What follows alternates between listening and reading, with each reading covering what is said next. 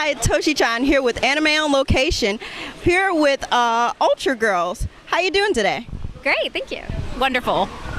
So, how did you both get started in the world of cosplay? Well, I was going to conventions and I met Sophie and I decided to take her to her first convention. She did. And then from then on we just started collaborating. She changed my world. She took me to ACOM for the first time and I was like, I don't know. And we got there and I was like, yes! So both of you are anime lovers, obviously. What's your favorite anime and what costume do you most want to do?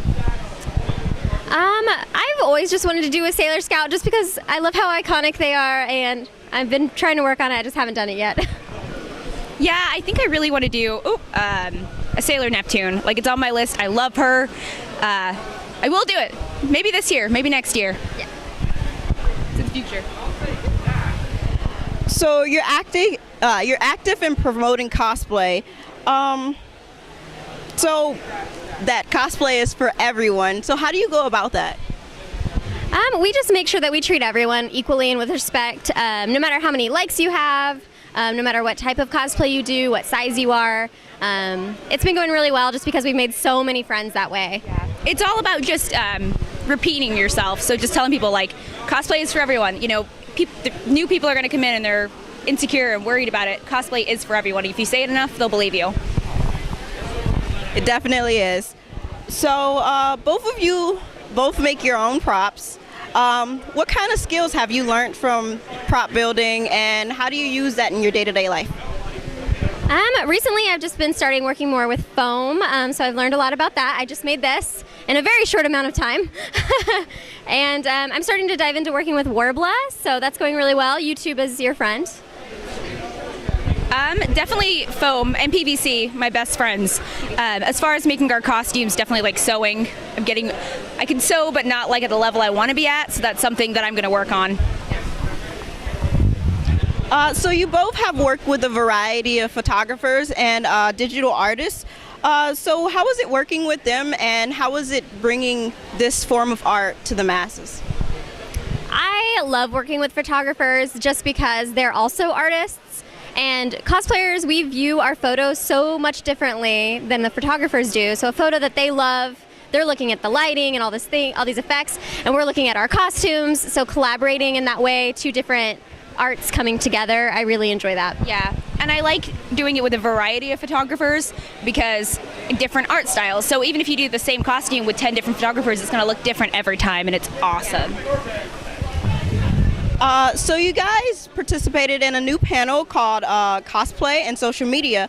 So how does social media play on cosplay? Social media is really just a way to bring everyone together. We've met a lot of cosplayers through it. When we go to conventions, we already know people, even when it's in a different state, and it's amazing. And it's just another way to elevate your cosplay. You see what other people are doing. Yeah, that's one of the reasons we started that panel. Like, social media is really important to us. It's brought the world community together, and I love hearing what other cosplayers have to say about that too, and their experiences with it, because it's all different. And we're going to do a little bit of twist on this and reverse the question. So how does cosplay affect social media?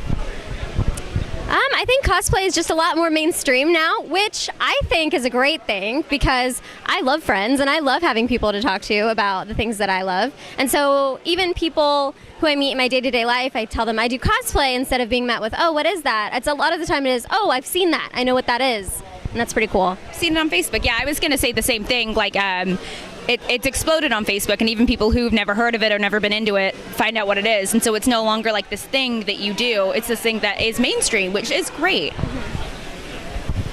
I totally agree. So how does it feel being a part of this convention's first year? I love first year conventions. It's great. The energy's always great. Everyone's always excited, and especially since a lot of the times a new convention in your area for a lot of people, if they don't have a convention already going on. So the energy's real high level, and I love that. Yeah, we're out of Kansas, so we didn't know a whole lot about this area, but we're told this is one of the first conventions of its kind in this area, and that explains like the high energy. Everyone's super excited, and it's just fun to kind of sit back and watch that. So could you tell us a little bit about the charities and the message that this convention supports? It's supporting autism, which is something that's really near and dear to my heart because I have some family members with autism and I love them dearly, and so I always want to do something that's going to support the people that I love and people that, everyone has a family member or a friend that they know, and so. Yeah, I think it's just a really great cause that affects many. So instead of being a really, like small margin, like the money from this can go to help a lot of people, which is wonderful. So is there any place that people can follow you on? Oh man. So many places. You can follow us on Facebook. We're Ultra Girls Cosplay. We're also on Instagram, and we're Ultra Girls Cos on Twitter. Because they wouldn't let us have cosplay. Yeah. We're also on LinkedIn. We're on LinkedIn. Right. And we're trying to tumble. We're not on Tumblr. We can't figure it out. Tumblr, it's really complicated, that place right there. So thank you guys so much for your time. You heard it here first on Anime on Location. Bye.